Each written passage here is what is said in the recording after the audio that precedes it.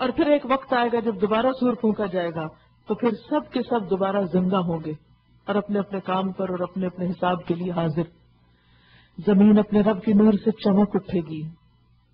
کہتے ہیں کہ زمین ایک گول روٹی کی طرح بالکل سفید صاف شفاف اور چمکنے لگے گی، کیونکہ چمکتی چیز پر اسکرین کے اوپر اگر کوئی بھی چیز رکھی جائے، جیسے آپ کی کمپیوٹر کی اسکرین ہوتی ہے تو وہ روشن ہوتی ہے، چمکدار ہوتی ہے، تو کچھ بھی آپ لکھیں، ایک ڈاٹ بھی ڈالیں تو ڈاٹ بھی آپ کو نظر آتا ہے.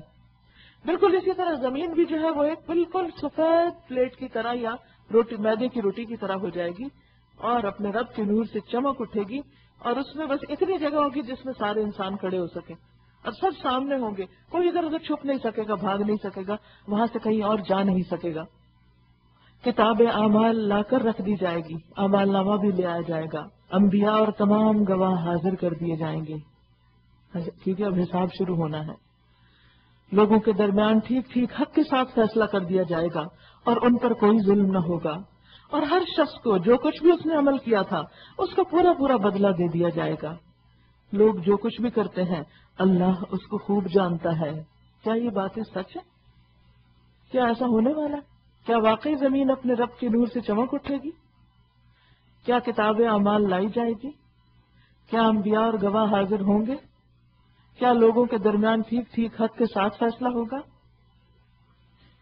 کیا ہر شخص کو اس نے جو کچھ بھی کیا تھا اس کے عمل کا پورا بدلہ مل کر رہے گا؟ یہ سب سچ ہے. ذالک الکتاب لا ریب فیہ، یہ وہ کتاب ہے جس میں کوئی شک نہیں. یہ حق ہے، سچ ہے.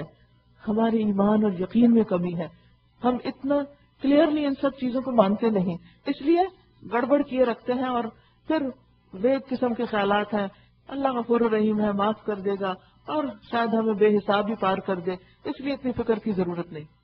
ٹھیک ہے، اس کی رحمت اپنی جگہ ہے، وہ بخشش بھی فرمائے گا، لیکن یہ دن تو اس طرح دیکھنا ہوگا نا. اس میدان میں تو حاضری ہوگی ہی، یہاں سے گزرے بغیر تو آپ آگے جا ہی نہیں سکتے. مثلا آپ چاہیں کہ یہاں سے پاکستان چلے جائیں اور کہیں میں جہاز پر نہیں میں بیٹھ سکتی، بس کوئی طریقہ بتائیں کہ میں جہاز کے بیٹھے بغیر سفر کیے بغیر وہاں پہنچ جاؤں. کیا پہنچ جائیں گے؟ کوئی طریقہ نہیں.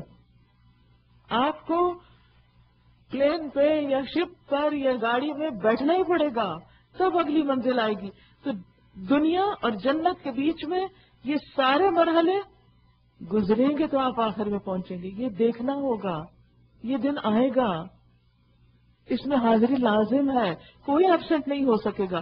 دنیا میں تو جب ہمارا دل چاہے کوئی نہ کوئی بہانہ کر کے کام سے چھٹی کر بیٹھتے ہیں، وہاں تو نہیں کر سکیں گے. وہاں تو حاضری لازم ہے. کئی لوگوں کو فوبیا ہوتا ہے نا، یعنی کہ جہاز میں نہیں بیٹھ سکتے، بند کمرے میں نہیں بیٹھ سکتے، تو وہ اوائڈ کرتے ہیں، بائی روڈ ٹریول کر لیتے ہیں، جاتے ہی نہیں، سفر ہی کم کرتے ہیں. لیکن اس سفر سے تو کوئی بھی چھوٹ نہیں سکتا. اور پھر یہ کہ تنہا بھی ہوں گے، نہ کوئی بہن بھائی پوچھے گا، نہ میاں کام آئے گا، نہ بچے ہاتھ پکڑیں گے، کچھ بھی تو نہیں. ہر ایک کو اپنا رونا پڑا ہوا ہوگا. جب ایسا دن ہے وہ، اور اتنی بے وفائی کہ سارے ساتھ چھوڑ جائیں، تو آج دنیا میں دوسروں کی خاطر ہم غلط کام کریں؟ وائے وسیق الذین کفروا الی جہنم زمرا.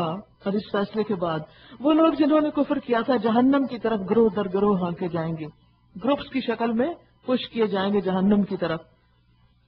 یہ بالکل ایسے مجھے منظر نظر آتا ہے جیسے کبھی آپ نے بھیڑ بکریاں دیکھی ہوں گی کہ ان کو ڈنڈے مار کر گروپ کی شکل میں جس طرف لے جانا چاہے وہ چرواہا لے جاتا ہے. تو یہ بھی گروپس کی شکل میں زمرا، یہاں تک کہ جب وہ وہاں پہنچیں گے جہنم کے کنارے تو اس کے دروازے کھول دیے جائیں گے اور اس کے کارندے ان سے کہیں گے کیا تمہارے پاس تمہارے اپنے لوگوں میں سے ایسے رسول نہیں آئے تھے جنہوں نے تم کو تمہارے رب کی آیات سنائی ہوتی؟ یعنی جہنم کے جو وہاں پر کارندے کھڑے ہوں گے، جو آن ڈیوٹی آفیسرز ہوں گے، وہ جب دیکھیں گے اتنی فوج کی فوج جہنم کی طرف آ رہی ہے تو وہ ان سے پوچھیں گے کہ کہاں رہے تمہیں کسی نے نہیں بتایا تھا کہ یہ جہنم کا گڑھا بھی ہے؟ اور تمہیں اس بات سے ڈرایا ہو کہ ایک وقت تمہیں یہ دن بھی دیکھنا ہوگا، کسی نے نہیں بتایا تھا؟ وہ جواب دیں گے ہاں آئے تھے، مگر عذاب کا فیصلہ کافروں پر چپک گیا. کہا جائے گا داخل ہو جاؤ جہنم کے دروازوں میں، یہاں اب تمہیں ہمیشہ رہنا ہے، بڑا ہی برا ٹھکانہ ہے متکبروں کے لیے، کہ جو اپنے آپ کو بڑی چیز سمجھتے ہیں اور یہ سمجھتے کہ یہ سب کچھ ہمارے لیے نہیں. اور جو لوگ اپنے رب کی نافرمانی سے پرہیز کرتے تھے، وَسِيقَ الَّذِينَ اتَّقَوْا رَبَّهُمْ، تقوی اختیار کرنے والے، ان کو بھی لے جایا جائے گا گروہ در گروہ جنت کی طرف لے جایا جائے گا، إِلَى الْجَنَّةِ زُمَرًا، یہاں تک کہ جب وہ وہاں پہنچیں گے اور اس کے دروازے پہلے ہی کھولے جا چکے ہوں گے تو اس کے منتظمین ان سے کہیں گے سلام ہو تم پر، بہت اچھے رہے، طبتم فادخلوها خالدین، اب داخل ہو جاؤ یہاں ہمیشہ کے لیے۔ وقالوا الحمد للہ الذی صدقنا وعدہ، وہ کہیں گے شکر اس خدا کا جس نے ہمارے ساتھ اپنا وعدہ سچ کر دکھایا اور ہم کو زمین کا وارث بنا دیا۔ اب ہم جنت میں جہاں چاہیں اپنی جگہ بنا سکتے ہیں، کوئی روک ٹوک نہیں، کوئی پابندیاں نہیں۔ وہ دنیا کا قید خانہ تو چھوڑ آئے پیچھے، جہاں ہر کام کی ایک قید تھی، کتنی لمٹس تھی، کتنی ریسٹرکشنز تھی، بہت کچھ کرنے کو دل چاہتا تھا لیکن نہیں کر پاتے تھے۔ آج جنت میں جو چاہیں گے وہ ملے گا، بس بہترین اجر ہے عمل کرنے والوں کے لیے۔ کس کے لیے؟ عمل کرنے والوں کے لیے۔ فنعم اجر العاملین، جنت کا سودا بڑا مہنگا ہے، اس کے لیے کام کرنے کی ضرورت ہے اور خالص نیت کے ساتھ صرف اللہ کے لیے۔ وَتَرَى الْمَلَائِكَةَ